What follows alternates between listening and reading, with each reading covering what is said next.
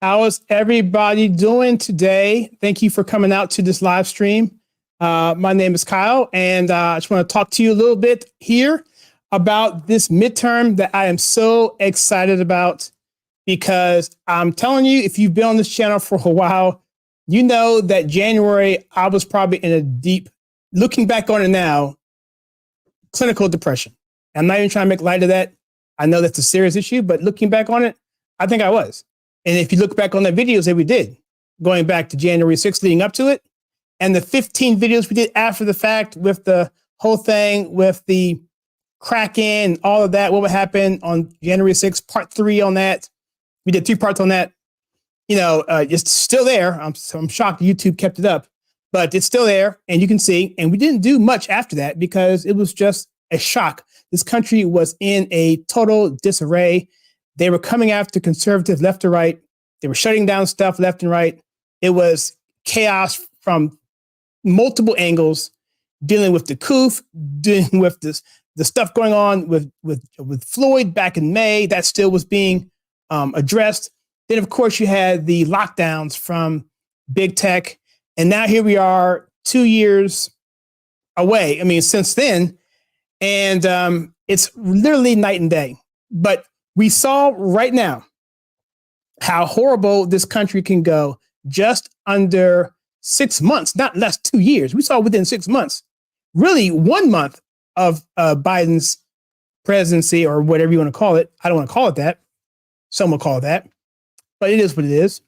The fact of the matter is we're here. And welcome. My name is Kyle. This is the Conservative Take. My name is, my name is Kyle. I just said that. And this is the Kyle Suck Show, more or less. And we're going to do a live stream tomorrow starting at 6:30. And I've been prepping literally for the past 4 days on this thing. I've got stuff everywhere. I put a picture out on our community tab. If you got a chance to take a look at that, that's a little bit of it. It's not all of it. Other things that are going on. I'm having more stuff planned for tomorrow. It's going to be the biggest live stream we've done since the RNC convention, which we did basically 3 nights or 4 nights in a row here. And that's still out there on YouTube as well. But this is going to be the biggest live stream since then. Because this is really about saving America. And the meme I put out on my social media, you go on Truth Social and Facebook, you'll see the tagline is Save America. And yes, that's a little bit on the nose. I mean, maybe a little bit, I mean, dude, seriously, it's Save America. Are you serious? Yeah, I'm absolutely 100% serious. And something like that, you wouldn't say 2 years ago. Even in our worst nightmare, no one thought that this administration would be this horrible. And not only that, it's not even the administration. It really isn't even the administration. Because you know what? We've had bad administrations in the past, not in my lifetime, but you go back to Andrew Johnson, you go back to Franklin Pierce, you go back to people like Buchanan, horrible presidents leading up to the Civil War, antebellum period, horrible, horrible presidents. Jimmy Carter, well, maybe my lifetime, but I think this guy is way worse than Jimmy Carter. But yet, it's not even that. It's the fact that we don't even have a balanced media to call people on what they're doing. That, to me, is the biggest thing. If you have a fair media, fine. You do what you want. We'll call you out. We'll discuss it in the, playing field of ideas, and we will beat you down like we normally do. But when you take that away, when you block, you cancel, all these different things, you create false narratives, all these things, and all of a sudden, the playing field is no longer even. It is overhanded by a government trying to suppress, because they know they're in the wrong and that the left agenda is totally something undesirable for people in this country. So me talking, I don't want to talk that much. I'm going to go through the main focus of this article. The main focus of this live stream. And by the way, let me get some comments real quickly here before I go any further. Let me pull some comments up here and see who we have on. Sunshine Happy Lady, how are we doing? Greetings from Florida. Yes, excellent. I don't know if you're going to be available, Sunshine Happy Lady. Let me just put it on the screen real quickly.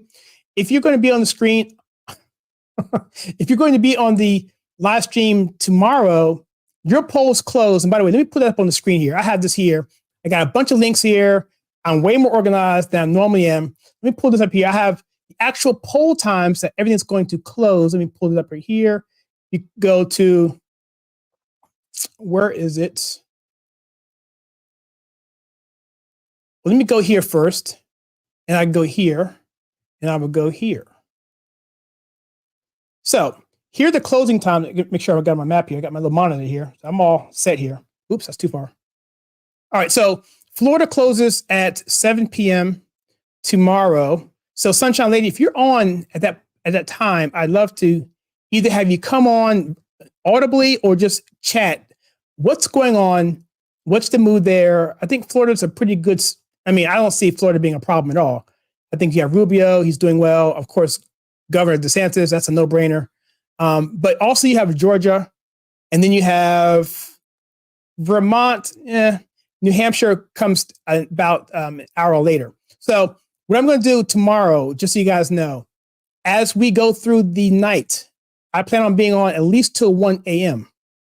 And so what will happen is at 7 o'clock, we'll come on, we'll do a segment, then we'll take a really quick break, then we'll come on at 7:30. That's when we have North Carolina, where I am located at. And then we'll matriculate on down to another short break, 8 o'clock, and that's from Texas, and there's some stuff going on there. Pennsylvania is also in 8 o'clock time frame. That's going to be huge. New Hampshire is going to be huge. So that's going to be a big one. So 8 o'clock is going to be really the 8:30, 8 o'clock is going to be where it's going to be happening. But I think right around 11 o'clock is when things going to be popping off, because then you're going to have some results coming in that are legitimate, I think. Now, Pennsylvania, they've already said that they're not going to be forthcoming for those particular races for obvious reasons, because you have Mastriano, and then you have Oz, and you have the disaster, which is Fetterman. So that's going to be really interesting. And so that's going to be cool. And then, of course, 10 o'clock, you have Nevada. That's another big one. And we can't forget Arizona. That's another big one. So every single segment, even in California segment, we have Washington, which could very well go to a Republican governor. We're going to get to that for the first time in, I believe, 40 years. I mean, this is an exciting time. Now, the people on this channel, typically, the way the demographics have played out, and because we are a variety show channel where we have all kinds of different things going on, it's kind of, you don't know what you're going to get, more or less. But we're focused mainly on the culture, but it's pop culture and politics. And this is going to be 100% politics. But what's happened is that this world has meshed so much that the pop culture has become the politics. And so therefore, what I'm trying to say is that these videos haven't been very popular recently. So that's why I'm doing a live stream, and hopefully the algorithm won't ding me on this. But I think it's important because people need to really understand that it's important to be engaged in the politics. And many times Christians feel like they shouldn't do that because, well, you know, the Bible doesn't say that. Oh, yes, it does. In fact, I'm doing a whole series on biblical citizenship from Wall Builders and Patriot Academy, Jeff Green and David Barton.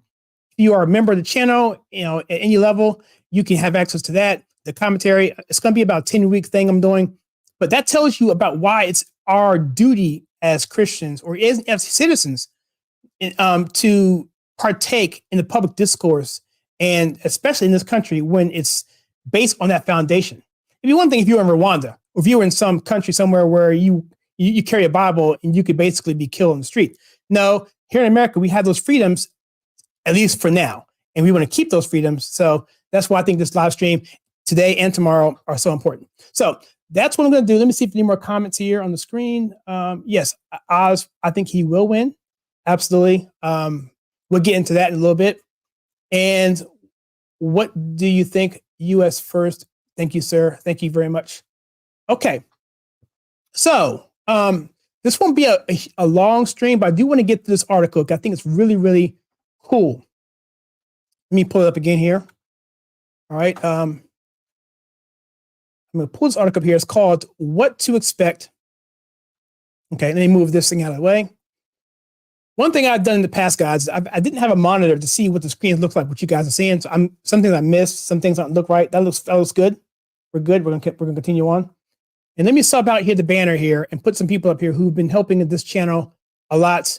And as a member of the Conservative Take, we thank you, and I want to recognize you as part of part of what we said we would do on these sort of things. Thank you so much for your support. Many of those have been several years helping us. And we have sponsors videos. When you come on, we actually do weekly videos telling you what's going on behind the scenes, the analytics, what videos we're looking at doing. It's really intimate in terms of the knowledge. It's not edited. I just throw it up there on the screen. And then we do stuff for, like I said, the biblical citizenship class as well. That's out there as well. And we're also on locals doing stuff that we can't say on YouTube and Rumble as well. So things we can't say on YouTube. Right now we're being streamed right now on Rumble and Facebook at the same time, as well as Facebook. All right, now I'm going to shut up. I'm going to remove this. Let's go into this article right here because I want to go through it. And I'm actually going to read it because I don't want to miss anything. This is from AmericanGreatness.com or amgreatness.com. The person who wrote it is Jeffrey H. Anderson, and it's from yesterday. I'm not going to read all of it, but I'm going to read the beginning of it. It says, Americans will soon get to cast their first vote since science denying COOF, mask, and vaccine mandates, or second wave, whatever. We all know that. Starting with the House Representatives 6 months ago, Amy Walter of the Cook Political Report projected a GOP gain of 15 to 25 seat range. At the time, I responded, while things could change over the next 6 months, although the cake is probably largely baked, a GOP gain of 30 to 40 House seats appears more likely at the stage of the contest than Walter's projected GOP gain of 15 to 25 seats. Now, one reason why this stuff doesn't make a lot of sense to people is because I just said something there that a lot of people don't know what the heck I just said. So what I'm going to do real quickly is I'm going to jump in here to an interactive map so you can see for yourself. All right, so if you just don't know anything about civics or don't know anything about the way the Constitution is set up, this is a House map in the United States. This is the government is set up in 3 branches. And by the way, they're not equal branches. They're unequal branches. The most powerful and strongest is the House Representatives and the Senate because they're closer to the people. And so this is a map of all of the particular precincts in the country, not precincts, I'm sorry, districts in the country, and either laid out in terms of majority. So right now we have 222 Republicans, 200 Democrats in terms of safe seats, in terms of what's actually going to probably go that way. In the middle, we have 13 toss-ups. And believe it or not, all those toss-ups are going to be Democrats. There are no toss-ups in the House. Well, actually, I think there's 2 that are Republicans. And so essentially, the Democrats are going to have to secure and hold 11 seats that they already personally hold without giving up any more than that. And when you have something where a Democrat loses a seat that they have now and a Republican takes that seat, that's called a pickup. And right now, in order to take that House back, it's like 15 seats to get it back up, or maybe 5 seats. I can't remember the exact number of it, but it's really close. And the chances of the Democrats holding on to the House are very slim, even by liberal standards. There's a polling group called 538. They are insanely off on elections. They overvalue polling data, call-in polling, because they think that's accurate, where those polling data polls are nothing more than samples that are scaled based on assumptions.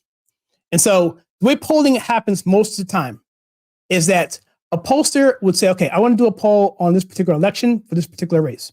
So what they're going to do is they have a metric within their algorithm that they need to have to say they're going to poll 100 people, but they can only find 10 people to answer the phone call. They'll only find 10 people to actually answer the phones. So they may get 7 Democrats to answer the phone, and they'll respond, and maybe 1 independent and maybe 1 Republican or 2 Republicans to answer it. And so they have a total of 10 people, but they can't, that's not a big enough sample size. So what they do is they actually take that and they scale it based on their assumptions in terms of what they think that should be up to that number. It's not quite exactly that way, but they make assumptions, and the history of a poll typically leans more Democrat than it does Republican for various reasons. So that's why you have these polls where they are scaled D+5, D+10, etc. But the problem is with the landscape now where people don't have landlines anymore, people are getting crank calls all the time, they're getting spam and all this stuff. People aren't answering the phones. Not only that, people don't trust pollsters anymore. So they aren't answering the phones anymore. So you have people or pollsters like the Tropica Group who found other ways of finding this data out through analytics and other things. Some of it is some of it is proprietary. They are accurate because they have the pulse of the people. They have the pulse of what's going on, and they're more in tune with the voter, and that way their polling is becoming more accurate. And so that being said, all this to say is that 538 is typically wrong. So the fact that 538 is calling Republicans to get 15 seats means it's probably going to be double that. I think this is going to be a total bloodbath of epic proportions. And I've been doing this for about 30 years, looking at this stuff. And again, there is the plan B that I can't say here on YouTube, but you know what I'm talking about. There's a plan B Democrats typically try to do to hedge against that. And I'll just put it at the level that nothing happens at a massive scale like it did in 2020. If that being said, I think it's going to be an utter destruction for Democrats for so many different reasons. So anyway, let's get back here. And so let's jump over to the Senate, because this is kind of this here. We're not really going to get a clear picture on this most of the night because there's so many different seats, and they're going to be contested. They're lowering up left and right. Some will know, some we won't. But we'll have a good indication of how soon we can call the House for the Republicans in the night. If they call the House for the Republicans early in the night, like I said, let's say they call it. Let's take a look here at the poll at the polling closing times. If they were to close, I'm sorry, if they were to call the House somewhere in around the 9 o'clock area, it's going to be total destruction for the Democrats. You know, sometimes sometimes they hold stuff out like they did in 2016. They didn't call stuff. They didn't call Pennsylvania until like 2 o'clock in the morning. I'm like, dude, there's no possible way that Trump can lose this to Hillary in Pennsylvania, what we were saying. But they held to the very end because they didn't want to, that was going to put them over the top. And they didn't want to do that. So that's the kind of games these guys play. So be mindful of that kind of stuff. So anyway, let's get back out of this and let me jump over to the Senate. Senate is here. Let's take a look at this. And this is a little more easier to understand because right now the Democrats hold the majority. I think it's 50 or 51 to 50 because they have the 49, one's independent, whatever, two independents, it's whatever. But anyway, it's a really close majority. It's a very close race there because they have the presidency, and therefore the vice president gets the tiebreaker vote in that case. In this case, we have these races here, and let me just call some out right here. Right now. These ones I've already picked. I've already picked Pennsylvania to go with Oz for the Senate. And I'm actually going to call right now, I'm going to call Herschel Walker to win Georgia, and not only win Georgia as a majority, because in Georgia, you have to have 50% plus one. Otherwise, it goes into a runoff. And a runoff simply means this is a head-to-head race where, and then it's just whatever. It's just another election to determine the winner. But anyway, I think Herschel Walker will win Georgia outright because of several factors. One, Herschel Walker's awesome. Two, the debate highlighted Warnock, who's the incumbent, his hypocrisy of being, well, he accused him of being a slumlord, and there's evidence to say that. He did a press conference with actual tenants who said they're being evicted for various reasons, leaky faucets, stuff like that they didn't fix, and stuff that he wasn't doing in terms of maintenance, but yet they were still being evicted. That's out there. Not to mention, Herschel Walker far exceeded expectations. He hit him on various different issues, and Warnock only had him on one thing about a badge that he was deputized, big deal, and the way he talks. You know, it's okay if you talk like Lil Baby when these rappers who can't speak a bit of English. That's perfectly okay if you're a black person just to talk total buffoonery, but you're a down hip hop person. You're a down citizen of America. You're intelligent. You're so brave. You're so awesome. But if you speak intelligently like Herschel Walker with a country accent, all of a sudden you're some sort of country bumpkin. You know what I mean? It's just ridiculous. That's all they have is character attacks, ad hominem attacks on good people. And besides, Herschel Walker also denied those charges. So give him the benefit of the doubt on all that. I mean, I do. And again, people right now in this country are looking at their water bill. They're looking at, am I going to be able to put gas in my car? Am I going to be able to pay for my kids, big wheel, if they still make those, for Christmas? Am I going to have power for me to survive the winter? And these are Maslow's bottom line requirements for living that people have to have met. Not to mention crime. People aren't feeling safe anymore. So, whether or not Herschel Walker accusations, if they're true or valid, people don't find those as important enough, including abortion, because they can't eat. Their daughter doesn't have formula or diapers. They can't get a job because they were let go because of their status in terms of the jab. So these sorts of things people just don't want to mess with in terms of those issues. They're looking at the brass tacks of what they can do to survive and have a life, and that's what it comes down to. That's another reason why I think Herschel Walker is going to win. Another reason is because of Governor Kemp, Georgia. He's very popular. He's going to win probably double digits, and I think Herschel Walker is going to catch some coattails there. Another reason is because Georgia is a very powerful football school now. They just beat Tennessee, a rival of theirs. Tennessee this year is really, really good. And it reminds people of when Herschel Walker gave them their last championship, minus the one they had recently, of course, going back to 1980, I believe. That was when Herschel Walker ran roughshod over the country, won the Heisman, and gave them their national championship. The guys are phenomenal. People remember those days. And by the way, Generation X people, or that generation, are the ones who have a 21-point majority over Democrats in terms of favoritism. So while baby boomers favor Democrats, and by the way, this article is at Real Clear Politics, Pennsylvania. That's what the article I'm getting from. You can look it up yourself. Real Clear Politics, Pennsylvania. Anyway, and then the baby boomers were, the hippies. I'm sorry, they were going Democrats. But the Generation X, the Family Ties, Michael Keaton, those guys, Wall Street, greed money, all that stuff,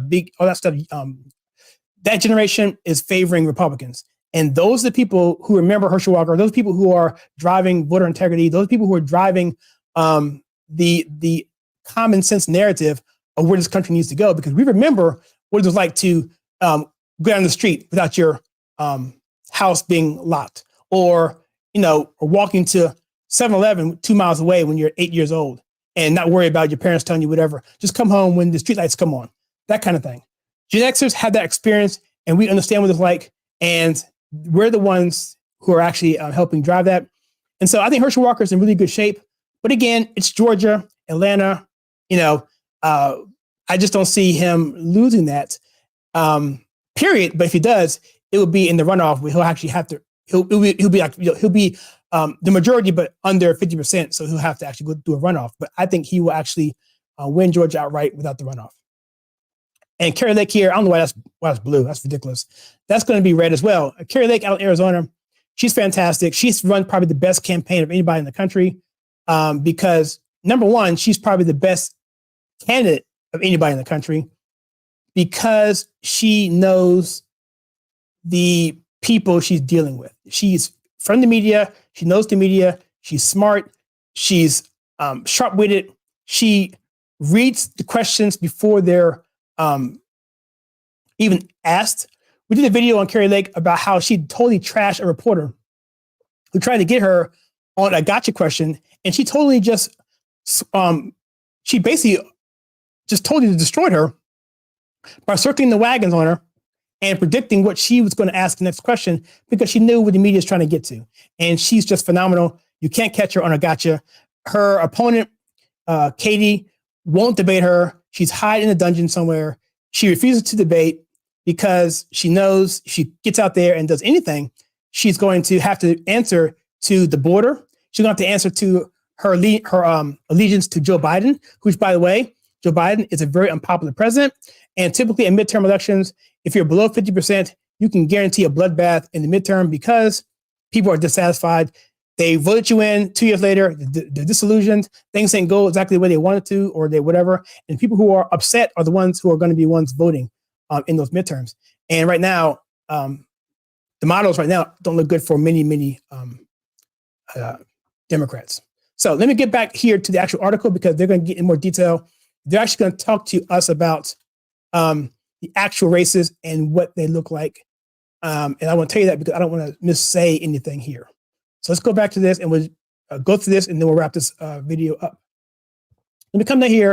And this is basically focused on the Senate here. I'll leave a link to this article in the group here. So let's take a look at Ohio. Okay, so this is basically the top 10 or the 10 seats that the Senate we're looking at in terms of what we need to do or what we can expect to happen tomorrow. So let me just read this 2 sentences here coming in.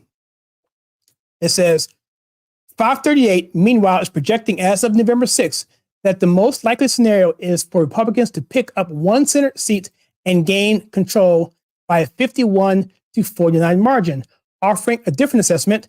Real Clear Politics, which, by the way, is a aggregate site. It takes multiple polls together and puts them together, kind of like Rotten Tomatoes, projects that Republicans will gain 3 seats and end up with 53 senators. Now, I said a year and a half ago, well, actually a year and some change ago, back in June, that it's possible for us to get 54. And that's just from looking at the numbers from a year ago. We had a video on that. You go take a look at that. Even in the video, I said, that's probably not going to happen, but it's possible based on, what's going on. And it got much worse for Democrats, and here we are. So 2 weeks ago, I highlighted what appeared to be 11 Senate races.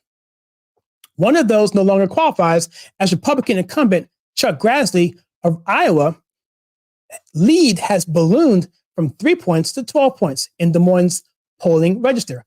At least 10. So here are the 10 Democrats. Here are the, the video over again. That leaves 10 competitive races with Republicans needing to win 5 to take the Senate and Democrats needing to win 6 to hold it. And here we go. So Ohio, we have a guy named J.D. Vance.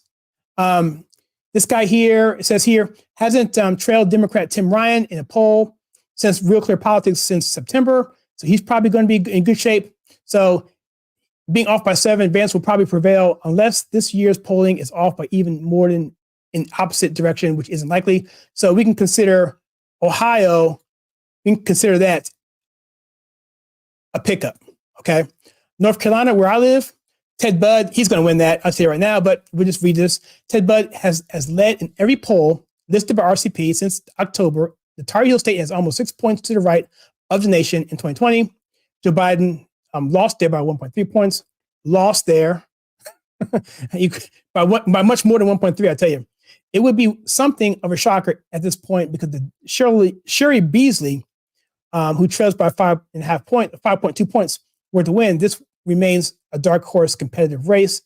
North Carolina's kind of funny. I will say here what goes on there again because of the YouTube, but just look back at Pat McCrory. Look at that election when he was the governor of North Carolina. Watch what happened to him, and you'll see what I'm talking about. Wisconsin says here Ron Johnson performed 6.1 points better than RCP average, winning 3.4 when polling had him behind by 2.7. This time he's up by 2.8. I think Wisconsin is probably going to be also a safe bet for Republicans as well. And remember, these states up here, these so-called Rust Belt states, have been trending to Republicanism since 2015. And when 2016 hit, that was really when you saw it. We had, I think it was over 100 counties, I'm sure, that voted for Dukakis, voted for Obama, going all the way back to Mondale, now voted for Trump during that election. And that whole thing swung because that so-called Rust area country was being taken for granted. Their needs weren't being met. And it was a total flip. And that's what gave Trump the election. And so that's where we're seeing the change happen in the country, in the Rust Belt area. You're also seeing it in the Latino vote. We're seeing it in the Black vote. We're seeing it in parts of the suburbs with white women, particularly. So yeah, we're seeing a definite paradigm shift, politically speaking. So Wisconsin, there you have, that's 1, 2, 3. We have Colorado. Let's take a break here real quick. Let me ask some questions. I see some people coming up here, some comments. So let me do that first before I go any further. Absolutely about saving America. Yes, Jerry, I 100% agree. You think JD Vance have a better chance margin than Trump? We just talked about JD Vance. Let's go back to him again. Well, he hasn't trailed the Democrats at all after leading less than 1 point in just 3 weeks. Let's take a look. Let's look at him actually. This is the Senate. Let's go to that directly. Let's go to the Senate race here. Where are we? Okay, so here, and let's go to Ohio.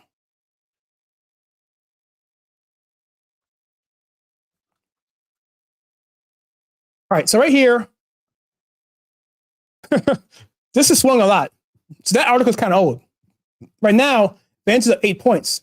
If you look at the latest polling here, the outlier is 5. And then the outlier would be 10, which is basically 10 because there's 2 10s. So yeah, I mean, he's looking really, really good here. If you go back and look at the rest of them going back, yeah, I think JD Vance is I mean, from a political standpoint, it's a lock, but it's all based on turnout. Okay, if people don't turn out, these polls mean nothing. They mean absolutely nothing. Okay, so we'll have to just say that. But yeah, he's looking very strong. Let's go back to where we were. Let's see more questions first before I go any further. Yeah, I had that wrong. I had it blue initially. That was wrong. Kari Lake, no, absolutely is going to win. But there's going to be some shady stuff going on in Arizona. There just is. You know, they're just that's McCainville. That's Goldwater's territory, which isn't a negative on him. It's just the McCain has a strong influence there. I spent some time there in 2020 in Arizona. Everything's named McCain. You go McCain Street, McCain Lane, and I was near Phoenix. So, but no, she'll win because she won every single county in the primary. And I don't see how Hobbs, I mean, she hasn't done anything at all. So the only way she loses that if the Democrats implement Plan B. We'll leave it at that. Let me see. Tim Ryan, I can't stand Tim Ryan. He's not running, is he? I won't be surprised if she makes a run for president. Yeah, I mean, the good thing about the Republicans is we have a strong bench right now. We have, I mean, of course, you have DeSantis, of course. I think if Mastriano were to win, he's a great candidate up in Pennsylvania. He's not being funded by anybody, hardly. They don't like him because he was the one that came out strongly against the election. And he's not well liked by the establishment. So he's not being funded by the GOP up there. So he's running behind because he doesn't have the money to spend to really get his name out there. He was just a House representative, I believe, or maybe a Senate representative, local. But he was on the forefront of all that. And so he would be a good person. Not saying he would win, but he's a good person on the bench. As governor, is he running for governor or senator? Governor. He would actually be a good candidate because running as governor, you automatically have a chance to run presidency because you have that clout. Governor always gives you clout, no matter what. Unless you're Sarah Palin, of course, they don't give you clout because, well, the liberal hypocrisy goes on and on. All right, cool. So let's go back to here, and we're down to 7. Colorado should be interesting. They're calling it advantage for Democrats, and right now I haven't looked at Colorado that much, but I wouldn't even think it was going to be in play. But it says here, the incumbent, Michael Bennet, looks beatable, and Colorado remains a swing state, albeit one that leans Democrat. But Republican Joe O'Dea, who praised Bennett's role on immigration as a member of the Gang of Eight during a recent debate, might not have drawn enough of a contrast for voters. In other words, he was playing in the middle. You know, if you want to win as a Republican, you gotta go MAGA. You have to go America first. You can't sit the fence. You just can't. Maybe if you're in a state like, I don't know. Personally, right now, I don't think you can do it anywhere, quite frankly. Because right now we're looking at potentially a mayor in California, Republican being elected. You have Katy Perry voting for Republicans. You have the guy from Guardians of the Galaxy, Chris Pratt, talking about voting Republican. So people at the end of the day, they want food, water, health, shelter, safety. Okay. And if that's threatened, they're going to vote wherever they need to vote, regardless of any narrative that's out there, because you got to eat, period. So I think that's something that could happen regardless of his position there on the immigration problem. There may be other problems in Colorado that they see worse because they're not on the border, so they may not care as much. Might not have drawn the okay. The Real Clear Politics average has Biden up by 5.3. Tropical Group has it up by within 2 points. However, this race could still surprise. Now, I'm going to jump over here to this race because I'm curious because I want to see if this race is tightened at all because I think it might have. Let me come to Colorado. I bet you it has. Wrong place. Let's go back. No, wrong article altogether. Let's go to Real Clear Politics. Yeah, here we go. All right, so let's go to Ohio. No, what did I say? Colorado. All right. Yeah, so he's still up 5.7. But I'm always looking at the latest polls. That's kind of late. Yeah, I mean, who knows? It doesn't look too good for him at all. In fact, it looks bad. But I will say this. This is just polls. If this is truly a wave election, these polls, you can toss them out the window. You should, because this could be off by 13 or more points. Because the Tropical Group right here, this guy here, this is a very accurate poll. And what I said, they have a way of going about doing it, which is outside of the traditional ways of doing it. They're so good. This poll here is so good that even 538 gave them an A+ rating or A- rating. I'm sorry. And so they looked at this and they have it, within the margin of error. So right now it's 2.9. They have it. What's the lead? Let me go back. 2.9 is the margin of error. They have him at 2. So it's within the margin of error. So yeah, that race is for sure a toss up, especially when you see how it moved here back on September. It went up from 6 to 2. So there's some movement going there. And I trust the Tropical Group immensely. I really do. So we'll look at that one, but we'll still, just for sake of the record, we'll lean it Democrat for the sake of everything else here. So let me go back here. I'm going to highlight that blue.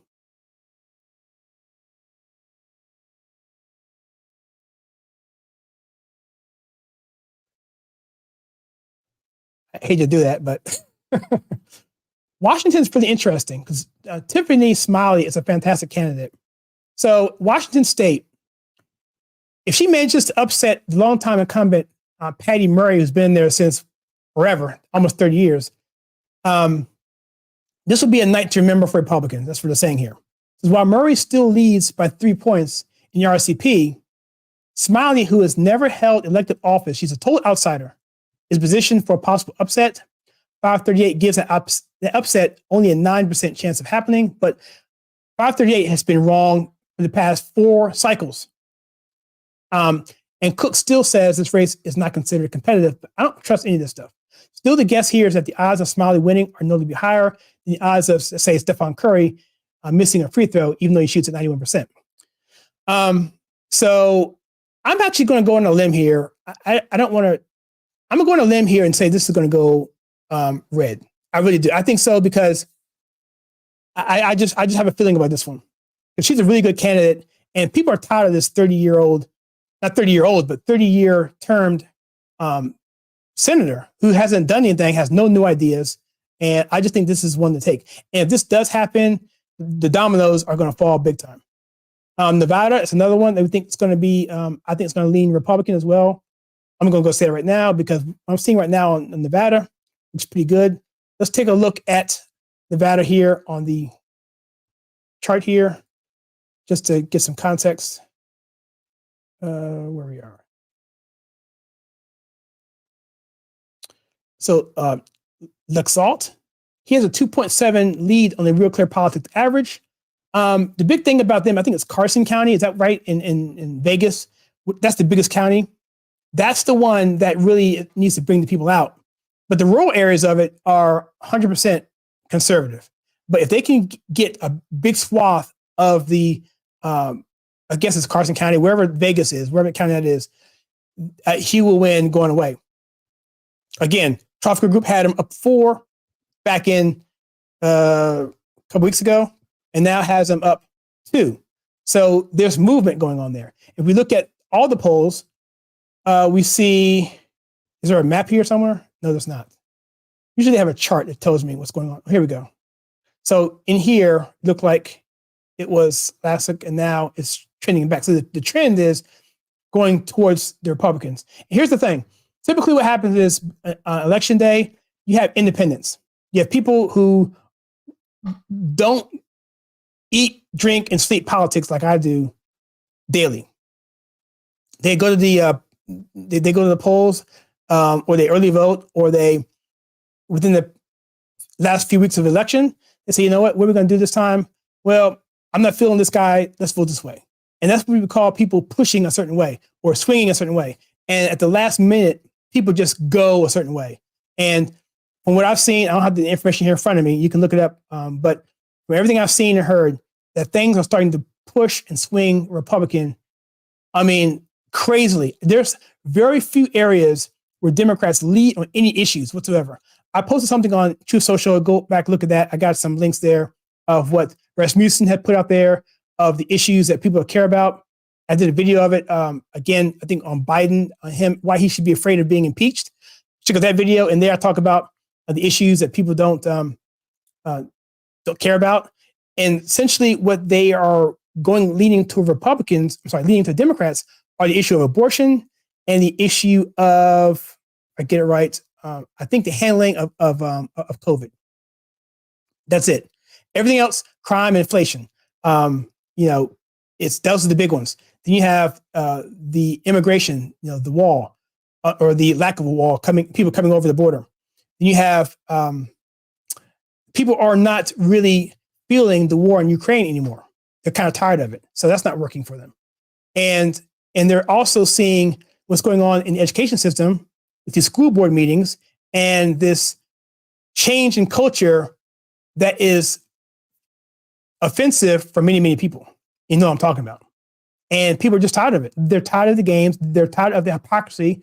They're tired of seeing the politicians say one thing but do the exact opposite. And all those narratives are happening. And they're failing to hear any Democrat say anything of any issue that actually means something to them. And that's what the issues are. And that's why I think things are starting to swing in the favor of Republicans across the board. All right, so let's go over so I'm going to definitely consider Nevada in that category as well. Georgia, we talked about that. I'm not going to repeat that one.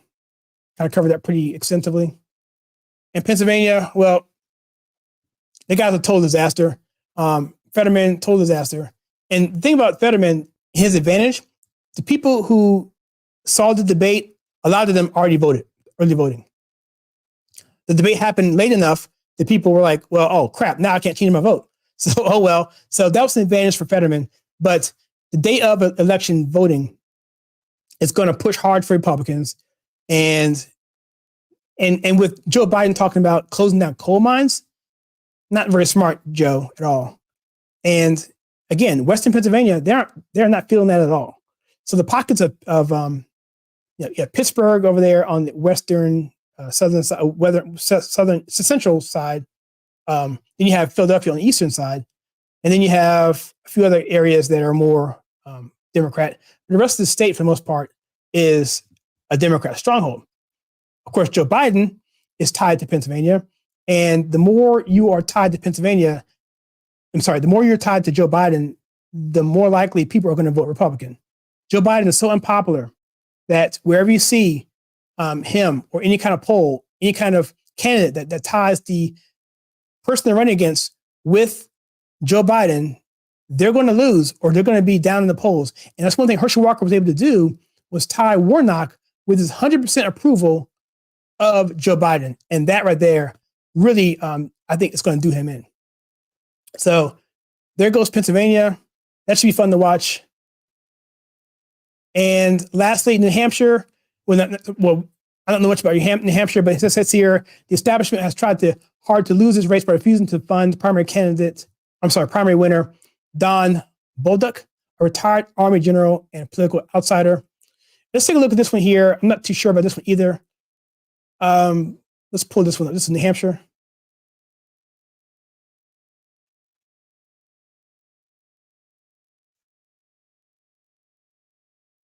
Okay, she's at 1.4. And Trafalgar has it +1. Total toss up. I don't know anything about New Hampshire politics at all. I talked to a friend of mine who lives in Connecticut. I texted her yesterday and said, is Connecticut politics anything like New Hampshire? She says nothing like Connecticut, but she said that this seat could flip because she's so close to New Hampshire. So I'm going to keep it blue. No, I'm going to keep it blue for now, only because I don't know much about this particular race. And I don't have any definitive way to say I think it's going to go because I don't have the information that I would have to lead me to believe otherwise. But New Hampshire is something will be icing on the cake because I think we're going to take Washington. All right, so let's just give this one to the Blues. And lastly, Arizona. Blake Masters has really run a good race. And I think Kerry Lake's going to give him coattails there. The establishment is not helping any of his candidates at all. So last thing I'm going to do, I'm going to look at this race here in Arizona for Blake Masters. And then I'll briefly talk about some governor races as well. And then we'll be done. So look at Arizona, Blake Masters. Looks like Kelly's up. That's nothing. It's tied. 0.6 is nothing. Yeah, so we'll have to see on that. I think the edge will go to Kerry Lake because I think she's going to pick up all the counties. And I think at the end of the day, people are just fed up with Democrats. They're going to just be running straight ticket Republican across the board because they're a border state and they know what's going on. They know that the government hasn't, the Arizona government hasn't done anything. They know that the current governor hasn't done anything. So yeah, so they're going to really be, in my opinion, not happy with Democrats and want to go the exact opposite with the Republican Party on election night. So I'm going to cover this one in as well with it being red. And that would be it. So let me just fill the map in with this in mind. I think I already did it, but let me do it again. So let me go over here to the Senate interactive map here. And I'm going to make sure it looks good on the screen. Oops, come on. All right, that's good. All right, so I think we said Nevada too, right? And New Hampshire.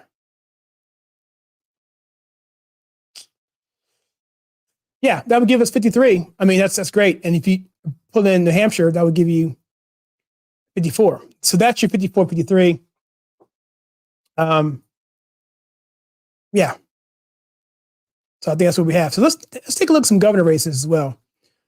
Let me go to the governors. So Kerry Lake, she'll make a fantastic governor. Ron DeSantis, that's going to be deep red. Kemp's going to be deep red. You can count him in. I'm not sure what's going on up here. Let me see what's going on here, New Hampshire.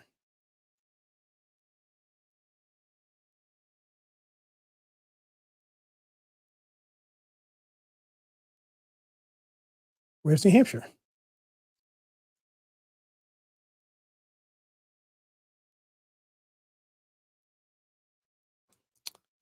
Don't see it. Anyway, it's strange.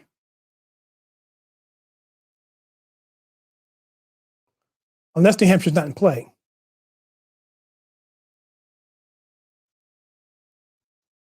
Oh, here we go. Sorry, it's down here. So they're already basically calling it. Yeah, so they're already basically calling it. Okay, so never mind. All right, so anyway, so that's why it's down there. So these are the ones that are basically in contention. So yeah, so it's going to be a good night for Republicans and all this as well. I'm not sure about New Mexico, what's going on there. I think that one may be. Let's take a look at take a look at New Mexico, and then we'll call it a day. Governor race, New Mexico. I have my friend Kira Bowlby. Hopefully, maybe she'll be a come on tomorrow. Yeah, she's up 4. It's such a deep blue state there. It's just shocking how they would even have. But still, I mean, again, if it's something where it's a wave election, anything's possible. But this is probably going to be safe for blue, just because of New Mexico, what it is. But anyway, guys, that's going to be pretty much my live stream here. Let me get rid of this. and talk to you guys real quickly. So, see any comments out here? Okay, we have Big Mark Jackson. What's going on, Chief? How are you doing today? The icons out of, oh yeah, the icons are out of the way. I should have got rid of that. Sorry about that. I guess because my face isn't that attractive. So yeah, I have these icons all over the place here. I can put them anywhere I want. And the thing is, I need to have something more. I can put them up top, like up here. I can put them down there, there. It just depends on what window's showing up. So, but anyway, yeah. So that's cool. So, thank you very much, Jerry, for sticking around. We've been on this call for about an hour. And so I'm going to leave it here, guys. And I just want to let you guys know that I'll be on here tomorrow at 6:30. And I'm going to have basically 3 windows going. I'm going to have a live stream of some coverage going on in the background, as well as another private chat here. I'll be monitoring Rumble. And I'm going to be doing some blogging. Okay, I'm going to be typing in Truth Social updates of what happened. So I'm going to be doing a lot of stuff behind the scenes. So it's not going to be me talking a lot tomorrow, I don't think, at least not in the beginning. But as the polls open, we'll do an intro, we'll do a status, and then we'll take a break, and we'll come back, and we'll do that, and we'll keep the stream going or whatever we decide to run. Maybe it's We're Clear Politics channel, or maybe it will be Right Side Broadcasting, or whatever. I don't know yet. But that would be the way to go. And let me see more comments. Put this on the screen here. Mark says, I'm pretty good at installing an oil pan heater in the truck. Simple day, and went the whole day without any. Should never tell you that. Switches. You too. You too. Okay, everybody. Again, well, thank you so much for coming on this particular live stream. Remember that you can go to the channel. And by the way, there's a good video out there right now. It's not related to politics per se. It's mental health.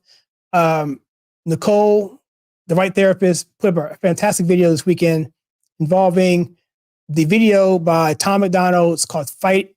It's called Fighter, which involves fighting, but also she tied it into political fighting. And Tuesday, it's going to be a fight. And we were knocked down in 2020, and we've been knocked down all the way up until, I would say, even till today. But tomorrow we can fight back. And she did a really good job of framing that in that way. So take a look at that video. It's her first time she's done something of that nature, a reaction video. And it's got well received, 2,300 views so far. And so that's awesome.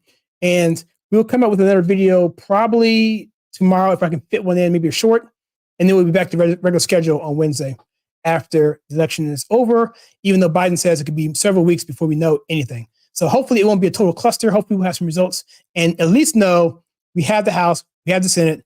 Whether the margin's high or low, we can figure that out when the dust settles. Okay, and one more comment here. Okay, Toronto, 40 gallons of fuel and 8 seats, bringing conservatives to vote all day. Awesome. Fantastic. Fantastic. All right. Well, that's all I had, guys. And unless you guys want to talk some more, I don't know. I'll give you a few seconds to type more comments if you want.